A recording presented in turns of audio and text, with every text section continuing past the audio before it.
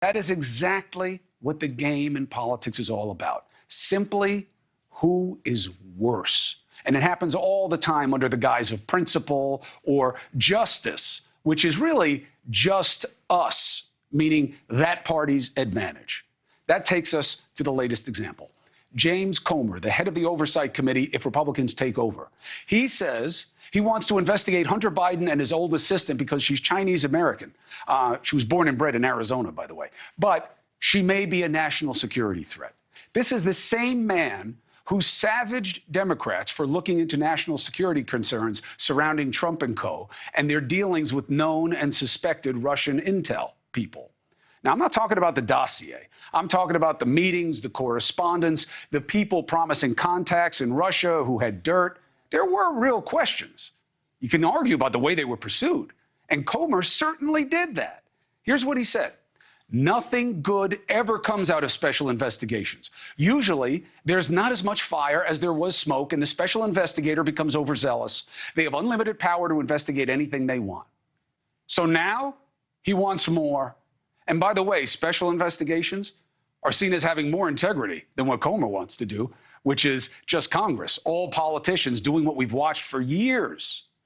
This is almost the definition of insanity, almost, because he's repeating the same mistake over and over and expecting a different outcome, except that's insanity. Here, he doesn't want a different outcome. He wants to show that the other guys are dirty too, just more dirty. Listen.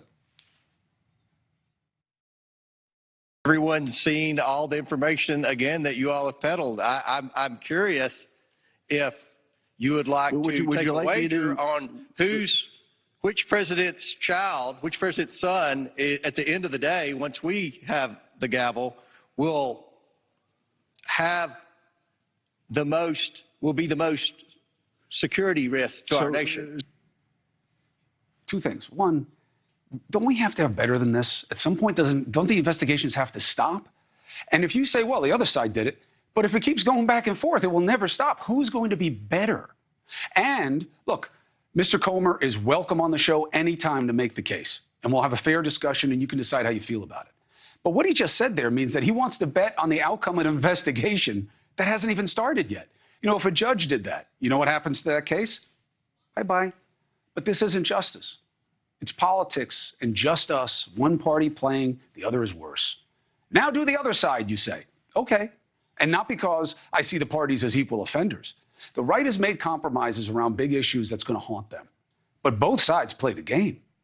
This open letter to Penguin Random House Publishing to pull the book deal for Justice Amy Coney Barrett. Why?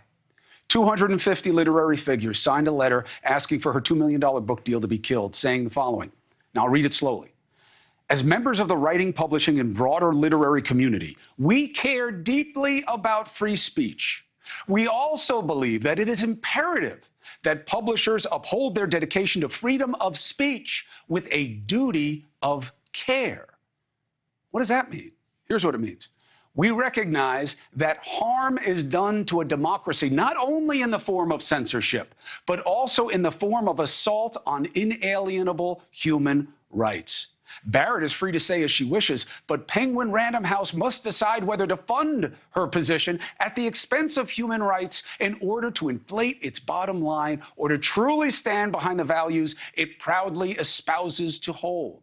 We cannot stand idly by while our industry misuses free speech to destroy our rights.